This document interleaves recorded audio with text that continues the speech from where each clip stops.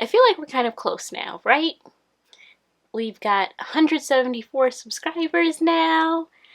I might hang out with you. We might go to happy hour. We're not quite close enough for you to come over my house and chill yet, but we could do some happy hours. We could hit some after work spots. We could hit some weekend spots maybe. I can't wink, but wink. And I feel like it's time for me to tell you I'm always late.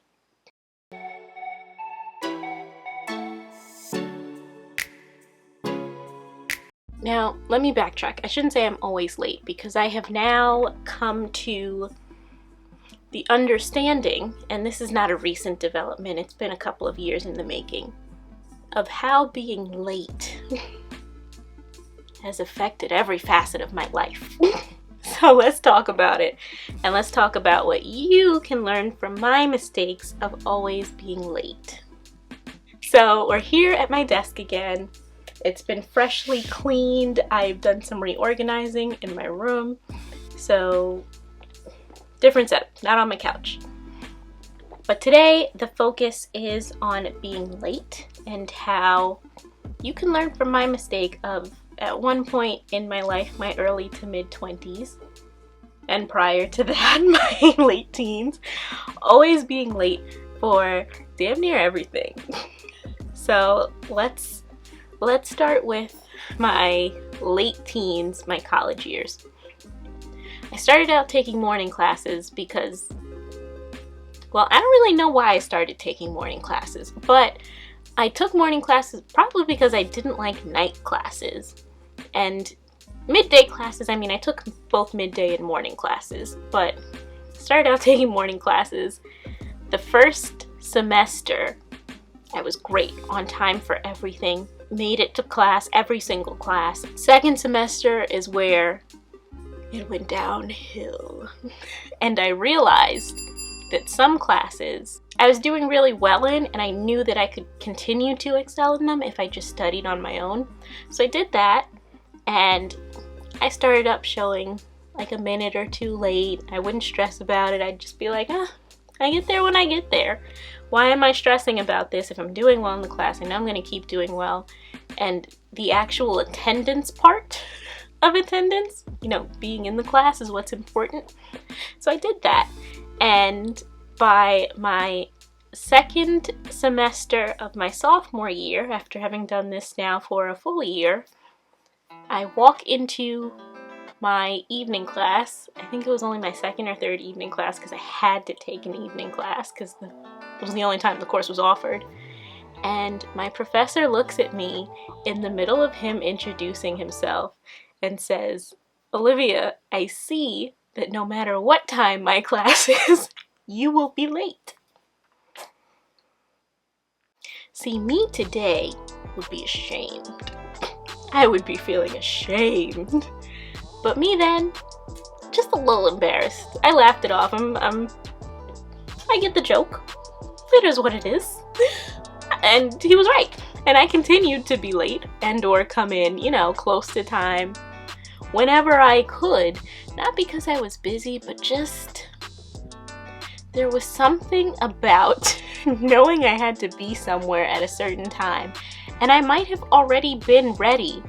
But then when it gets close to that time that I have to be there, I will start finding a million other things to do to finalize my being ready. As if I wasn't already ready when I thought I was ready, which was ahead of time to be there on time. Why I did this? At the time, I didn't know. At the time, I just thought, you know what, this is how I am. I'm gonna be late. Deal with it. To friends, family, and the like, just everybody's got to deal with it. But that's not how life works. So when I did some introspection in the past maybe 3 or 4 years, I realized I don't like waiting around for people, and I don't want to make people feel like they're waiting around for me. That's one. And two, I don't want to be the reason why we miss out on something. And three, I am tired of being stressed out because I'm literally cutting it. I'm cutting it so close that if I'm even a minute off track or off schedule, I'm gonna be an hour late. How am I gonna be an hour late? I don't know. But I ended up just always being late. And I didn't like it. And I wanted to be that person that had it all together. And even if I did show up late, I wanted to be calm, cool, and collected because there was absolutely nothing I could do.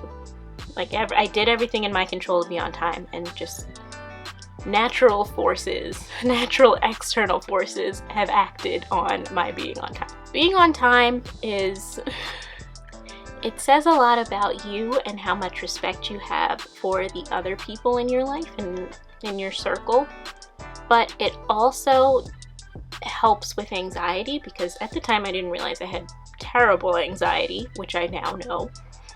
But being late or not having things go according to what I thought the plan was in my head just drove me into deeper anxiety, and sometimes that would make me even later than intended, or than I knew I was going to first be before I started panicking.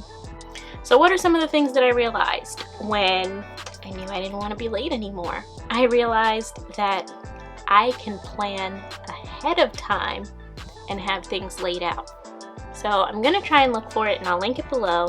But I remember reading that President Obama, at the time that he was president, had so many decisions on his mind that he laid out a suit the night before, or maybe the Sunday before. If I can find it, I'll leave a little note here and I'll leave it down in the description. And what that was a proactive approach to decision fatigue.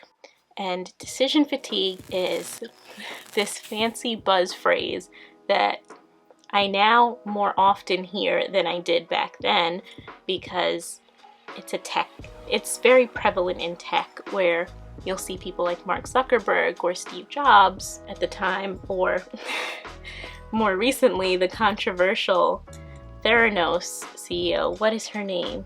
Elizabeth something. But you'll see them wearing the same outfit or the same iteration of an outfit every single day. And that is to essentially prevent them from having to make another decision in the day. Allegedly, I'm not the type to wear the same thing every day, but allegedly it helps with decision fatigue because you're not expending that mental energy trying to figure out what to wear the next day. So I said, there might be something to this. And then I started to get deeper into the roots of my proper planning, but my lack of focus. So there were also times where I'd be late, and I will have planned everything out the night before or a few nights before. It could be something I was really excited for. I would do all of that, and then let's say I would look at my nails, like right now they're not painted, and I would say at the last minute, oh, I have time to do my nails. Maybe I should just put on a fresh coat. And then that fresh coat would devolve into, I don't know if I like this color. It looks a little streaky. My mind was just all over the place. And if you've seen this other video, I'll leave it in the cards, you'll know that my mind looks like this. And while this is seemingly okay for some people, it's not for me, because sometimes I just need to focus. And you might be like me and you just need to focus. So what I've started doing is, upon realizing my pitfalls, cutting myself off. I can do this much more easily now than I could back then, and it's something you have to practice. I've been able to recognize when I'm going down a rabbit hole.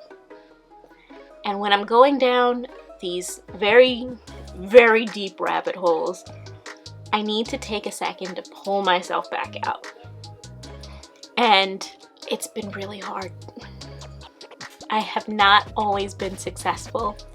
I have not always done the right thing in terms of stopping myself from going down the rabbit hole. But the tip I can give to you is start to recognize your pitfalls. So aside from planning ahead, which I'm sure everybody says, make your plans ahead, plan the night before, and you might do that and still be late and you don't know why. Girl, guy, whomever, you go down rabbit holes.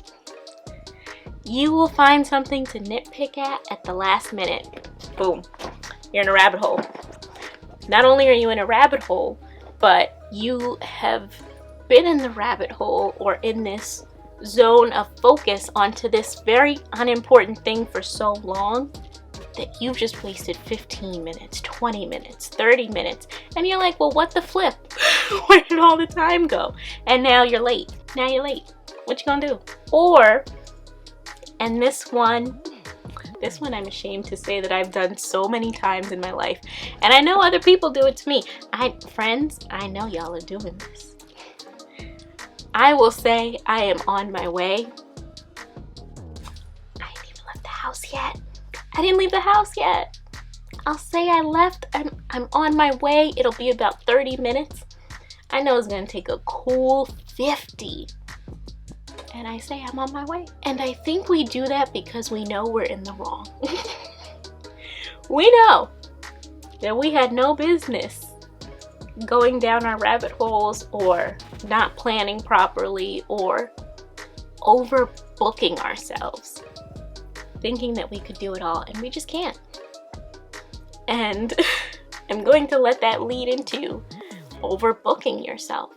So if you know you have to be at a formal dinner at 7 p.m. and you have a study date, or you just have a study group or something that you're at casually at 3:30, you need to know how long it's going to take you. You need to understand how much time it takes you to do things. And I get that this will come over time, but maybe you need to start by setting a timer or a stopwatch while you do what you normally do to get ready for whatever the thing is or whatever the event is, the occasion, and understand how long it normally takes you to do those things. That way you will know how to plan ahead.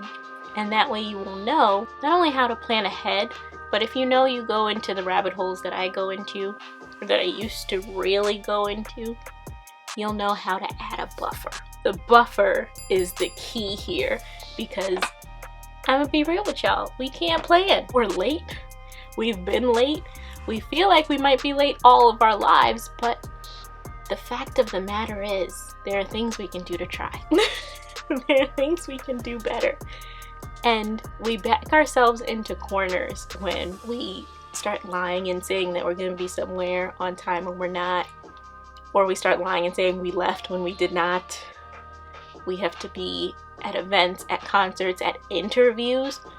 Oh my goodness, I have just barely made interviews back in my earlier days. And the way my heart was racing, it just made me way more nervous and anxious than I had to be for an interview that I felt confident in. I knew I was confident walking into it, but whew, just being there the split second before your time, or being there even just 5 minutes before your time, can still be anxiety inducing. So I get it, but we can do better. Now I know everybody says plan ahead, but it does help.